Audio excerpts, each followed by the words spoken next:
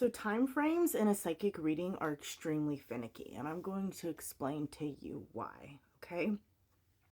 Sorry, I had something in my throat. Anyways, before you're born, you create what's called a soul contract. And mind you, this is all information that I have received via channeling. So you create a soul contract, and in that soul contract, you kind of align like exactly what you're looking for, like what you want to do and what you want to experience in your life, right? And then you assign spirit guides, which are also known as guardian angels, to come into your life to talk about things. Now, you have like one main guide and like a couple guides that kind of follow you throughout your lifetime, right? And then there's other guides that come in at like perfect timings, and guides can be, I've seen animals be your guides, like totems. I've seen like people, old people that have incarnated with you. What I don't see are people who have walked through this lifetime with you. That is what's called an ancestor. It's a little different. Now your ancestor can come in and work like a guide, in a sense guiding you, but a spirit guide is a little bit different. So, like if you think that your like great grandmother, grandma's coming in, you're definitely experiencing them come into your energy, but they wouldn't necessarily be a spirit guide. But back to this. So you create this soul contract, and in that soul contract, you align everything that you want to experience, right? Well, you are born and you experience this and you experience that. But the thing is that when you're experiencing it, you have free will. Everybody has free will down here, and that's why it's like everything kind of intertwines, right?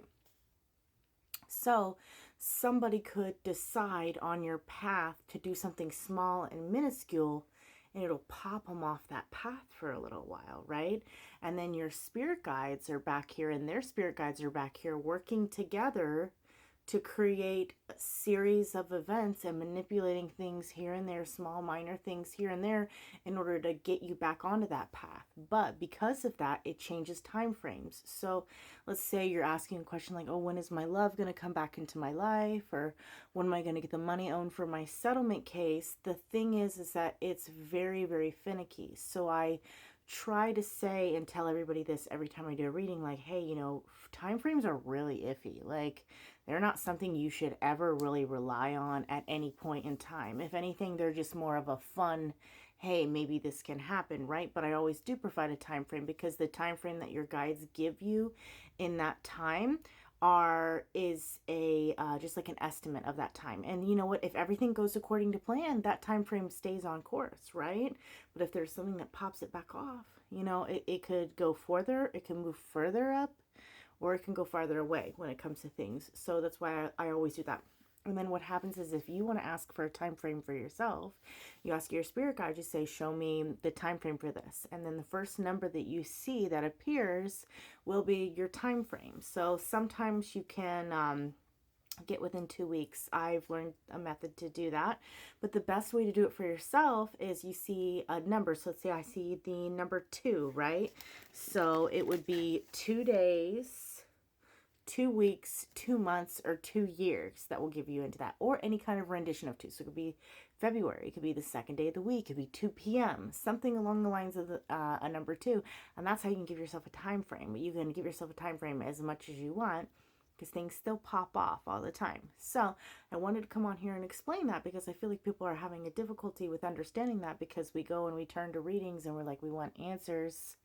But when it comes to time frame, it just doesn't necessarily work like that. And I wish it did. I wish it was like a magical thing to where you can be like, your love's going to come within the next 3 months, right? But it just doesn't work that way. But what I can tell you is that a path is something that is very difficult to change.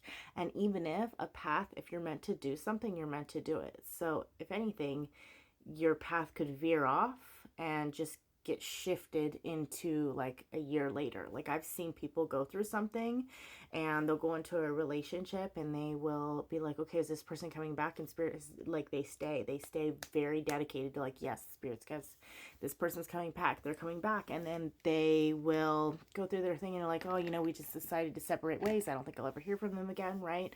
And then even some people like getting frustrated with me, and I'm like, I'm sorry, but then I will get messages months later or a year later and they're like, hey, so and so just came back in my life. So yeah, they're definitely meant to come back, but like free will changes all of that. Now, if you're a good reader, you can definitely differentiate whether or not it's going to be years or not, right?